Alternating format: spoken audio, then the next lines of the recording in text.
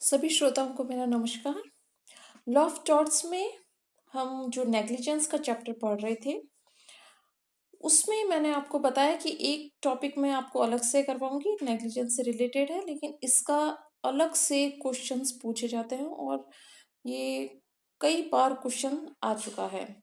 हमारा टॉपिक है रेस इप्सा लोक्यूटर, यानी घटना स्वयं प्रमाण प्रकट करती है। The thing speaks itself. इसको हम एक तरह से यह भी कह सकते हैं कि उपेक्षा के साबित का भार बदलना, यानी कि उपेक्षा के वाद में जो वादी को साबित करना होता है, उसका बर्डन ऑफ प्रूफ प्रतिवादी पे शिफ्ट हो जाता है।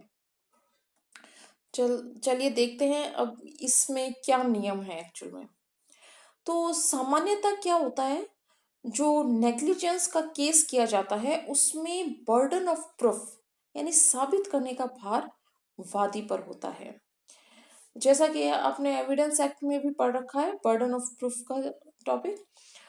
तो जो उपेक्षा है उसमें वादी को यह साबित करना पड़ता है कि प्रतिवादी का व्यवहार उपेक्षापूर्ण था और उससे वादी को क्षति पहुंची है।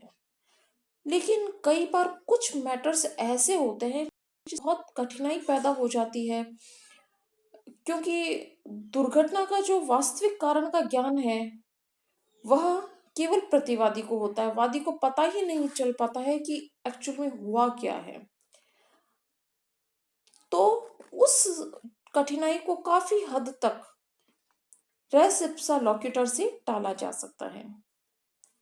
इस मामले में वादी को सिर्फ यह साबित करना ही काफी होता है कि दुर्घटना हुई है और उस दुर्घटना से खुद ही उपेक्षा हुई है, इस बात का अनुमान लग जाता है।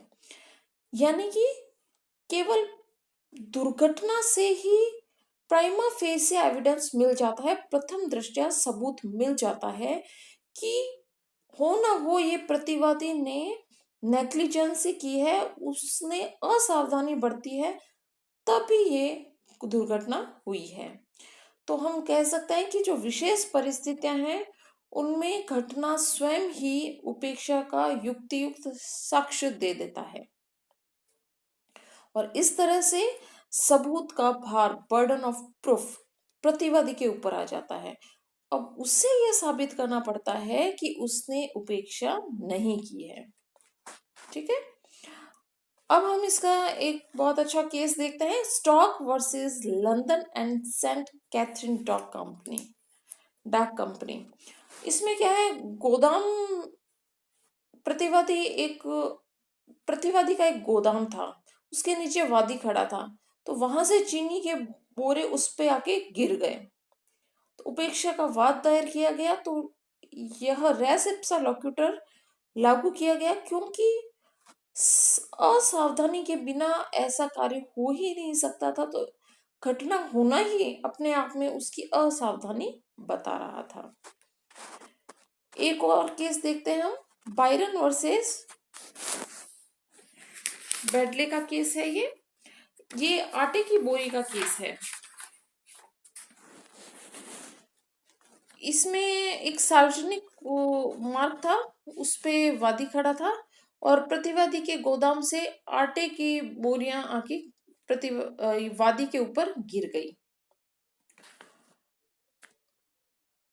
और इस केस में भी न्यायालय ने कहा कि यह दुर्घटना प्रतिवादी की असावधानी की अवधारणा करवाती है, यानी प्रतिवादी की असावधानी थी, उससे ही यह दुर्घटना हुई है, अन्यथा यह दुर्घटना ही नहीं होती।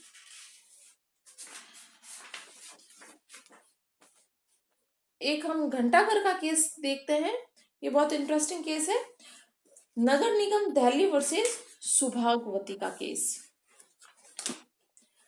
इस केस में शहर का जो घंटाघर था उसकी दीवार गिर गई और जो वादिनी थी उसको बहुत चोटें आई।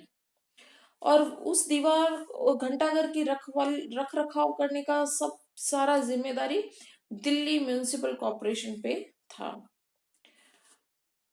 अब यह घटना होना ही कॉर्पोरेशन की उपेक्षा को बता रहा था, क्योंकि वो जो घंटाघर की दीवारें थी और वो पूरा जो बिल्डिंग बना रखी थी 40-45 वर्ष तक ही सही चलने लायक वह था, लेकिन उसकी तो भी मरम्मत नहीं करवाई गई थी, उसका रख रखाव नहीं किया गया था और 80 वर्ष बीत गए थे। तो उसके 80 वर्ष के बाद, निर्माण के 80 वर्ष के बाद उसका गिरना अपने आप में ही उपेक्षा दर्शाता है कॉर्पोरेशन की, क्योंकि कॉर्पोरेशन ने उसमें कोई रख रखाव मरम्मत नहीं की थी।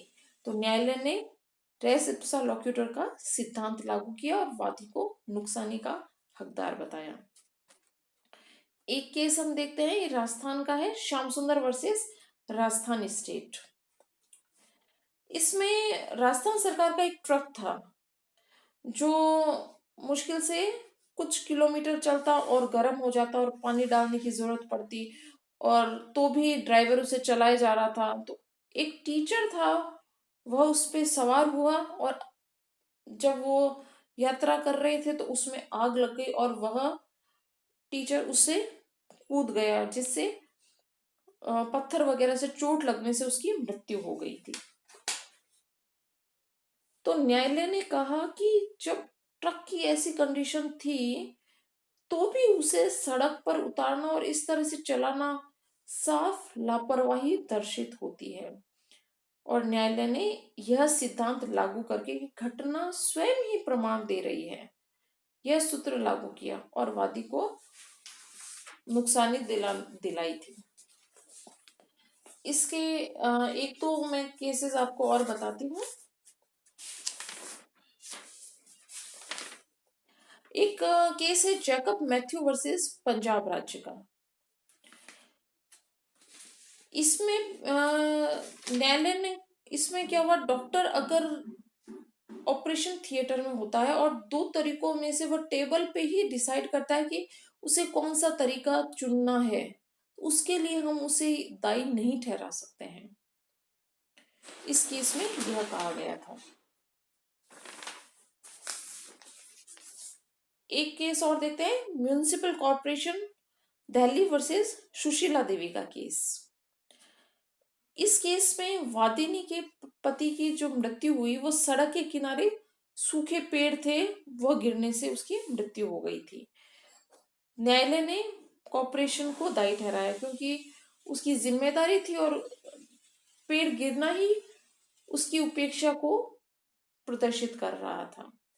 इस तरह से फ्रेंड्स हमने देखा कि रेस इप्सा लोक्यूटर यानी घटना स्वयं ही उपेक्षा होने का प्रमाण दे देती है और उस घटना से ही उपेक्षा हुई है, यह अवधारणा न्यायालय कर सकता है और इससे सबूत का भार वादी के बजाय प्रतिवादी पर चला जाता है। तो बर्डन ऑफ प्रूफ वादी से प्रतिवादी की ओर चला जाता है और उसे अब ये साबित करना पड़ता है कि उसने उपेक्षा नहीं की है। Thank you so much.